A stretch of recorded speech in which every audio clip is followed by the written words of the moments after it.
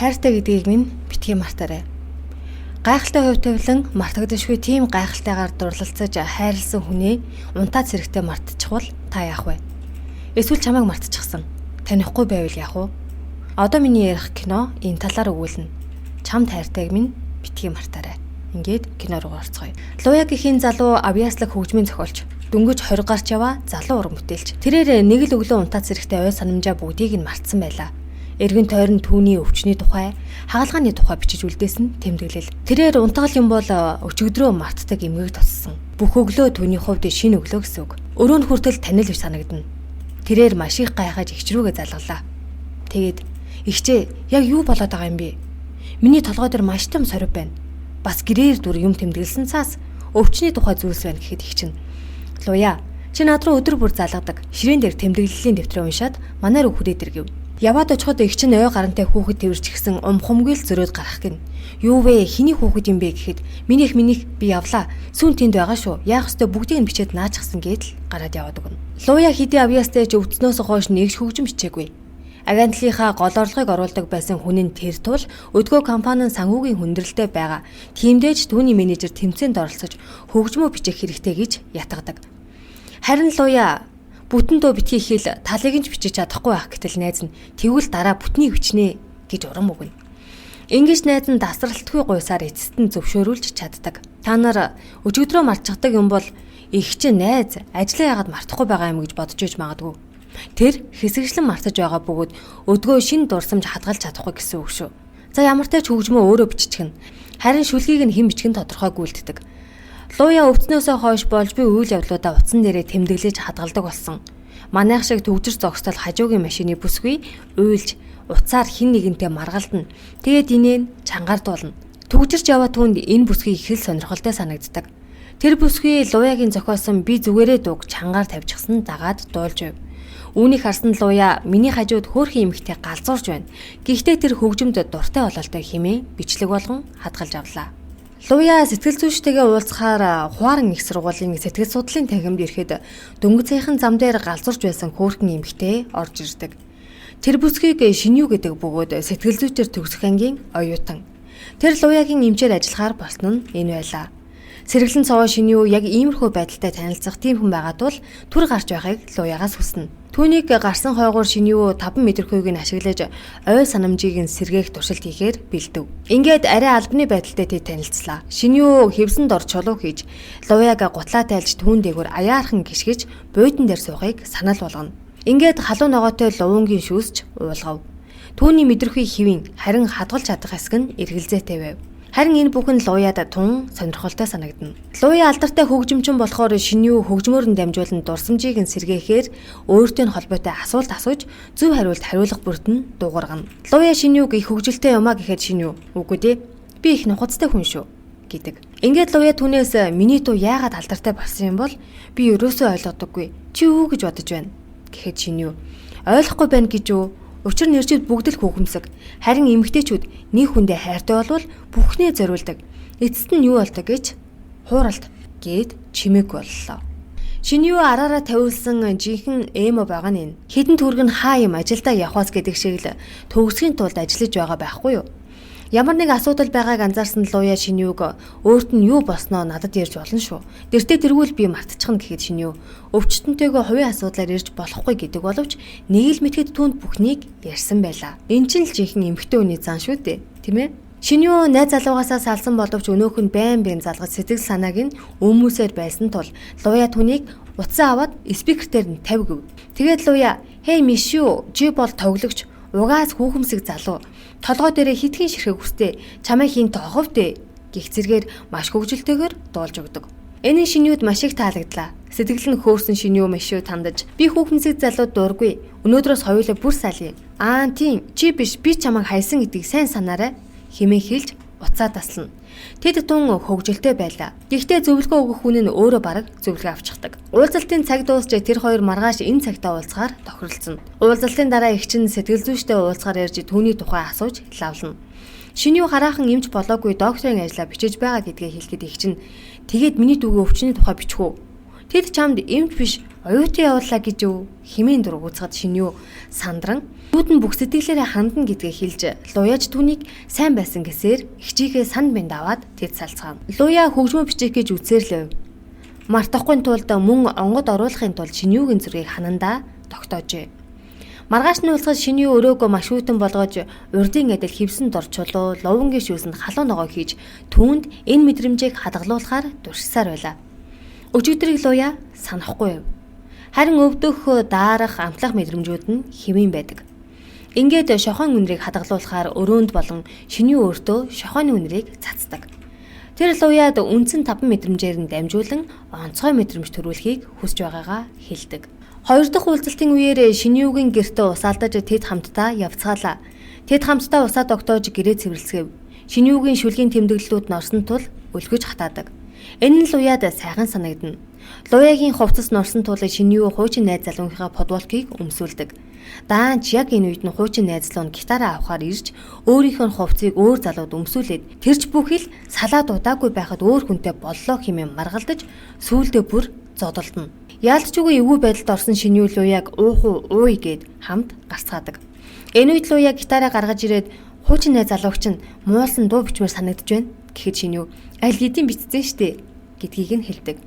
Тэгээд ямар байсан бэ гэхэд түүнийг үнэхээр бүтээлж байсан гэдгийг нь онцолдог.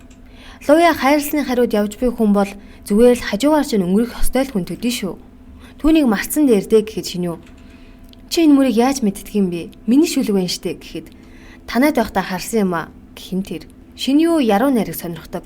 Олон ч тэмцээн уралдаанд оролцож байжээ. Гэвч ихэнхдээ л маш хатуу шүүмжлэлд хүрддэг учраас сайн цохиолж чадахгүй гэдэгтээ бараг л итгэсэн байдаг. Хөөхөн эмэгтэйг харсан залуу таалагдахын тулд яадаг үлээ тэрэн шиг Луя түүнийг зоригжуулж хэдхэн удаа шүүмжлүүллээ гэд бууж өгч өрөөсө болохгүй. Би ч мөн олон давааг туулсан гэдгээ түүнд ярина. Тэгээд Шинюг чи болон би гэсэн нэртэй шүлэг бичээд өг. Би чиний үзэгч болж өгье хэмээхэд Шиню хэсэгэн хугацааны дараа хичнээн их хайртай байлаа. Хичнээн их маргалдлаа да. Хичнээн нууцудаа хуваалцлаа да. Би болон чи болохоосоо өмнө хэмээн уншиж дуусгаад Луя түүнд нь ая хийгээд дуулж өгдөг. Луя Шинюд авьяас байгааг нь анзаарч өөрт нь дууны үг бичиг зохиолж болохыг санал болгоно. Тэр дуртай ч шууд заа гэж хэлж чадахгүй яв. Тэгээд ч өвчтөнтэйгээ хувийн харилцаа тогтоож болохгүй гэхэд Луя чи миний зохиолж болох юм бол мартах өвчтэй хүн хэрхэн амьдрахыг илүү сайн мэддэг болно. Энэ чиний ажилд их хэрэг болно штэ гэснээр түүнийг зөвшөөрүүлж чаддаг. Ингээд тэд хамтрагчид болсноо дурсаж хадгалахын тулд хамтдаа дурсгалын зураг дарна. Гэтэл гинтэл бороо орж тэд хамтдаа Шинюгийн гэрлөө гүйцхээлээ. Гэрийнхэн ойролцоо очиж дутуу өргсөн дарсаа хувааж уухаар болцооно. Тэд харс тулгарч Луя Шинюг үнсэх гэдэг боловч Шиню би бол чиний эмч гэж хэлснээр тэд энүүдад салцгаалаа. Ингээд манай хоёр жан би битэй дурлцдаг. Луя гэртээ ирж утсан дээрээ Луя чи заавал Шинюг санах ёстой шүү. Учир нь чи түүнд дурлсан гэж хадгалаад хамт ахуулсан зургаа хэвлэн чи бол минийх гэж бичээд гэрлэн дээрээ наачдаг. Маргааш нь хоёул сандарч догдолсоор уулзна. Шиню Луягийн дочход Луя ловонгийн шүүс уух уу гэж асуухад Шиню маш ихээр гайхна. Тэр санаж байгаа юм бах та. Эсвэл энэ дотор халуун ногоо байж магад хэмээн маш болгоомжтой амсаж үздэг. Энгийнлэг ловонгийн шүүс байлаа. Гэхдээ яагаад ловонгийн шүүс уух уу гэсэн бол ингээд тэд өчигдөр зохиосон дуугаа дуусгахаар болоход Шинюгийн онгод орохгүй байна гэснээр онгод оруулах бүхий л зүйлсийг туршиж үзнэ. Энэ үед Луя Шинюг үнсэж тэд халуун дотноор үнсэлцэж бүр дотн харилцаанд хүртэл орчихдог. Луя шүн босч өглөө сэрмэгцээ түүнд хайртай гэдгийг хэлий хэмээн войс үлдээв. Маргааш өглөөний Шинюд ажил гарч тэр төрүүлж босож явхаар болдог. Явхынхаа өмнө Луяг үнсэж үнэхээр харамсалтай. Чи сэрээд намайг мартна хэмээн хэлээд түүний үнсээд гэрээс гарна. Нэрээ ингүүл хэцүүтэй. Гой шүн, гой дурсамжаа санахгүй байна гэдэг. Луя эмнэлэг дээр үзүүлж байхдаа эгчээ эмч хоёртой дурлсан гэдгийг хэлэхэд эгч нь дурсамжаа санахгүй ээж бас дурлан гин шүү гэхэд эмч нь ой санамж мэдрэмж хоёр тусдаа. Луя дурлаж чадна гэлээ. Бүр хөөрч догдолчихсон Луя хурдхан идэхийг л хүснэ. Тэгээд ой санамж сэргээх хамгийн сүүлийн үеийн туршилтыг хийлгэмээр байна гэхэд эмч нь түүний яриад байгаа туршилтыг жилийн өмнө өөрт нь хийсэн ч ямар ч ахиц гараагүй гэдгийг хэлдэг. Луя эмчээс өөр арга байгааг асуухад одоохондоо ямар ч арга байхгүй гэвч зөвхөрч болохгүй хүлээх л хэрэгтэй гэж хэлв. Луя маш ихээр бухимдаж хүлээхээс өөр арга байхгүй гэж үү? Би жирийн хүмүүсийг юу хийсэн, юу ярьснаа сандаг болмоор байна. далай төвж байгаа юм шиг маргааш болоход бүхнийг мартах ямар байдгийг та нар өөр нь мэдгүй. Хоосон зүйлийн араас хөөцөлдөж байгаа мэт утгагүй амьдарч байна гэд маш ихээр бухимддаг. Энэгээр шиний профессортойгоо уулзаж үр дүнгийнхээ талаар ярилцсан. Би эмчилгээ эхлэхэд түүнд лувангийн шүүс өгчөө шохоо өнөртүүлсэн. Гэтэл тэр гинтэл лувангийн шүүс удаг болж хөргөгчөөр нь дүүрэн лувангийн шүүс. Гэрээс нь яг л миний шохооны үнэр өндөртдөг болсон байна лээ. Үүн тэр ханаараа дүүрэн тэмдэглэлтэй. Бүр угаалгын өрөөндөө ус нэвтэрдэггүй, арилдаггүй хаан захиалгаар хийлгсэн гэхэд багш нь чи үүнийг яаж мэдсэн юм бэ? Арай мэрэгжлийн ёстой зөрчөөгүй үсттэй гэхэд балмагдсан шиний. Тэр надад хэлсэн юм аа. Би түүнээс өдөр тутмынхаа тэмдэглэлийг харуулахыг хүссэн юм хэмээн худал хэлчихв. Багш нь за ямар ч үр дүн гарч байгаа бололтой. Цаашаад илүү сайн ажиллаарай. Мөн чиний туршилтыг оюутнуудад нээлттэй хичээл болгож үзүүлнэ шүү гэж хэлдэг. Луя агчтайгаа ууж тэд ярилцсан. Энэгээр их чинь чи хайр дурлал битгий их хүч гарга. Хайр дурлал гэдэг бол тоглоом. Хэн илүү хайрлна тэр нь л зовдог.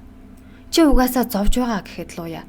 Энэ удаагийнх бол өөр байсан. Би түүнтэй байхыг л хүсэж байна гэхэд их чинь ямар хүн гэдгийг нь мэдхийг хүснэ. Игчийнхээ ятгалтад автсан Луя сэтгэл зүйчтэй дурлсан гэдгээ хэлж ихт. Удалгүй Луягийн бичсэн дуу шилдгээр шалгарлаа. Харин их чинь чинүүтэй уулзаж манай хоёрын хамт байгаа бичлэгийг нь үзүүлнэ. Мөн дүүгээс нь холдохгүй бол сургуульд нь энэ тухай хэлж эрхийг чинь асуулна гэж сүрдүүлдэг. Шиний Луяд чин сэтгэлээсээ хайртай гэдгийг хэлсэн ч нэмэр болсонгүй. Хамгийн амир нь Луягийн утас компьютер дээр байсан шинийтэй холбоотой бүх мэдээллийг устгаж дууны шүлэг бичсэн гэдэг тэмдэглэлийг нь хүртэл үгүй хийсэн байлаа. Ингээд л тэр мартагдхан тэр.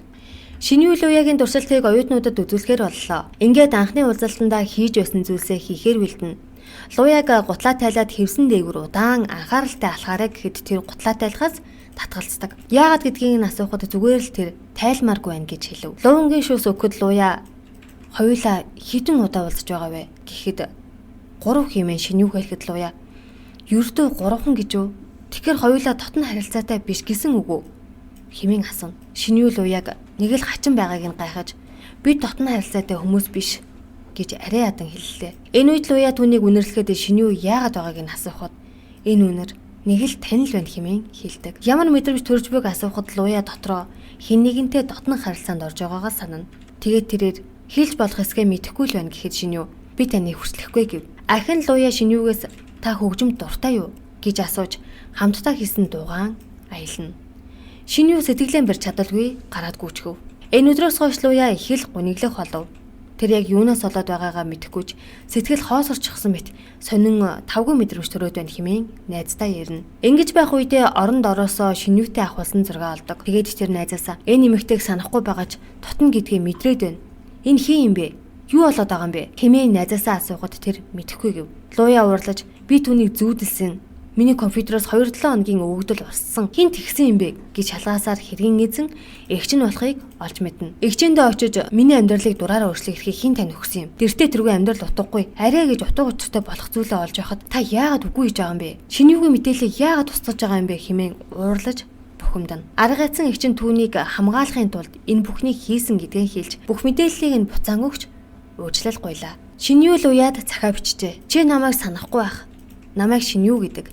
Би чиний дурсамжинд хэсэгхэн амьдарсан хүн байна. Чи миний нүд рүү харахтаа намайг сансан бололтой. Чамтай учирсан минь ямар их өрөөлвэ. Хинч чам шиг надад сэтгэл гаргаагүй. Хинч чам шиг тийм мэдрэмж төрүүлээгүй. Би боддог.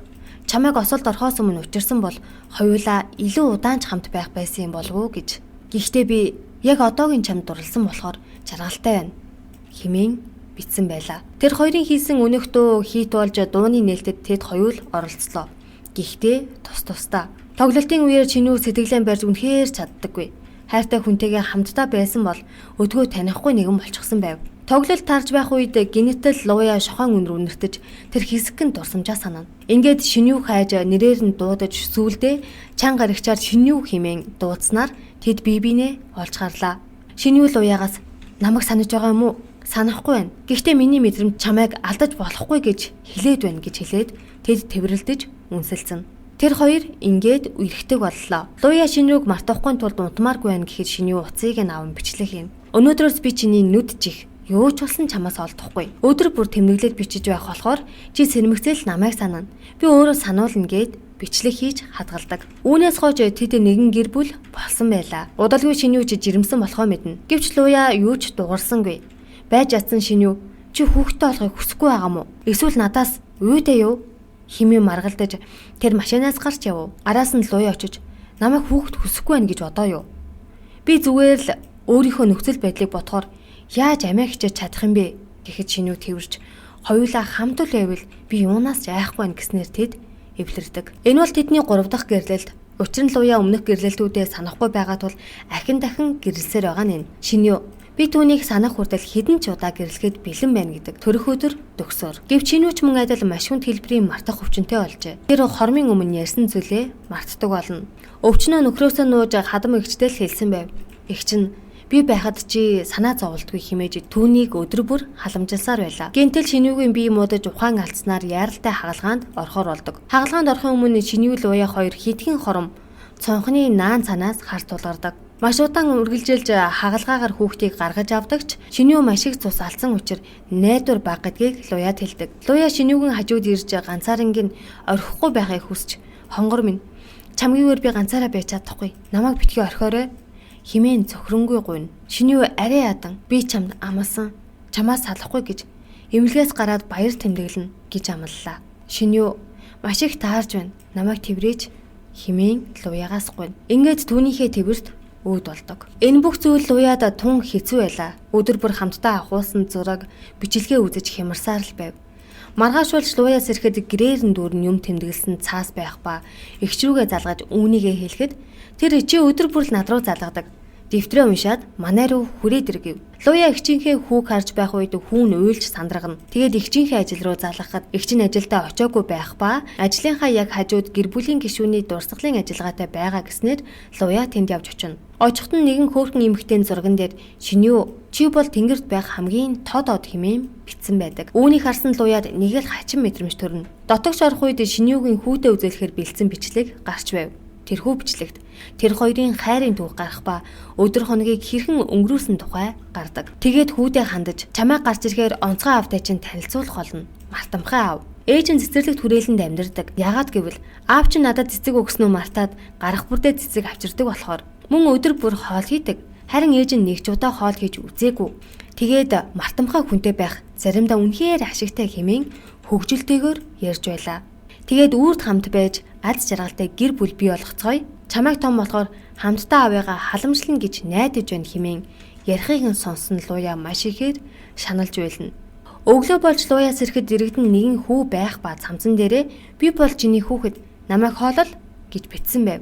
Ширээн дээрх тэмдэглэлийн дэвтэр дээр энэ бол чиний хүү гэд насыг нь бичиж өдөр бүрийнх нь зургийг наасан байдаг. Луя одоо хүүтэйгээ хамт байж өдөр бүр дурсамжаа мэрэн амьдарч байна. Ингээд дотгоор хайр үнэхээр хүчтэй байгааз ямар ч өвчтэй байсан чин үнэнч хайр мартагдахгүй байсаар байна. Хайртай хүний алдна гэдэг үнэхээр аимшигтэй.